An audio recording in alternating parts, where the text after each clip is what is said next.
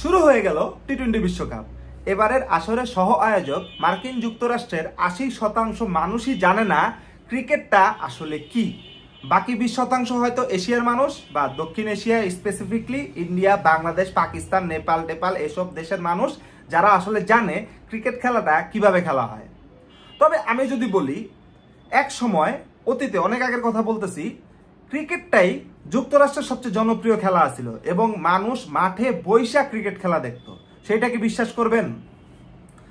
আজকে আনন্দবাজার পত্রিকার একটা নিউজ পড়তে গিয়া এই তথ্যটাই আমি পাইছি। ব্যাপারটা বেশ ইন্টারেস্টিং যে আমেরিকার মতো একটা দেশে আমরা জানি যে বেসবল, বাস্কেটবল, রাগবি খেলাটা খুব বেশি ফেমাস। ওরা ক্রিকেটও খুব বেশি পছন্দ করে না, আর ফুটবল রে তো ভাই ওরা বলে সকার, ওটাও খুব বেশি জনপ্রিয় না। তাদের দেশে কিনা এক সময় ক্রিকেটটা বেশি জনপ্রিয় ছিল এবং সেইটা নাকি বাস্কেটবল এবং বেসবল মানে মূলধারার স্পোর্টস হওয়ার আগেই। সো বুঝতেছেন যে কত মানে সুন্দর একটা টপিক এবং কত অজানা একটা তথ্য আনন্দবাজার পত্রিকা তুলে নিয়ে আসছে। তো চলেন দেখি যে আনন্দবাজার পত্রিকা এইটার ভিতরে কি বলছে, যে এবং কেন ক্রিকেটটা একসময় যেটা জনপ্রিয় ছিল সেটা আমেরিকায় আস্তে আস্তে আস্তে আস্তে বাজারটা হারায় ফেলাইছে।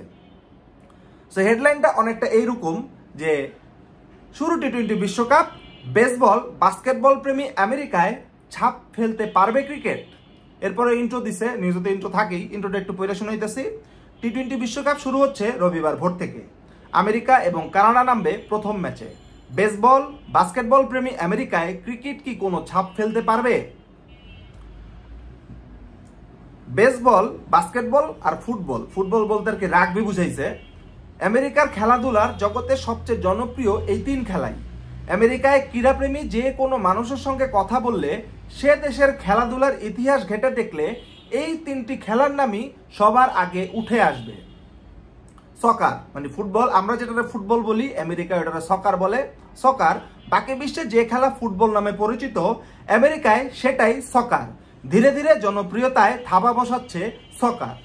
কিন্তু আকর্ষণের কেন্দ্রে শুধুই লিওনেল মেসি। ওই যে ইন্টার মিয়ামিতে মেসি যাওয়ার পরে আমেরিকানরা আর কি তাদের সকার সম্পর্কে একটু জানতে শুরু করছে, ফলো করতে শুরু করছে। তা আমি আগে ইতিহাসটা বের করি, এত বকবক করবো না, যে ইতিহাসটা এক্স্যাক্টলি কি বলছে এবং আমেরিকায় নাকি আসলেই এক সময় ক্রিকেটটা সবচেয়ে জনপ্রিয় গেম ছিল। সো আমি আর এই নিউজের হ্যানত্যান করবো না, ইতিহাসে চলে যাই। এই যে এখানে বলছে আমেরিকায় কোনো ক্রিকেট বোদ্ধা নেই এমন যারা ভাবেন তাদের জানা দরকার যে 1880-র দশকের মাঝামাঝি সে দেশে ক্রিকেট বেশ জনপ্রিয় ছিল। মানে 1880-র কথা বলতেছে, সরি আমার একটা কল আসছিল, 1880-র কথা বলতেছে। সো তখনও বাকি বিশ্বে সেভাবে জনপ্রিয়তাই পায় নাই ক্রিকেট। 1880 সালে পৃথিবীর অন্যান্য জায়গায় আসলে ক্রিকেট জনপ্রিয়তা পায় নাই, অথচ ক্রিকেট যুক্তরাষ্ট্র ওই সময় জনপ্রিয় ছিল।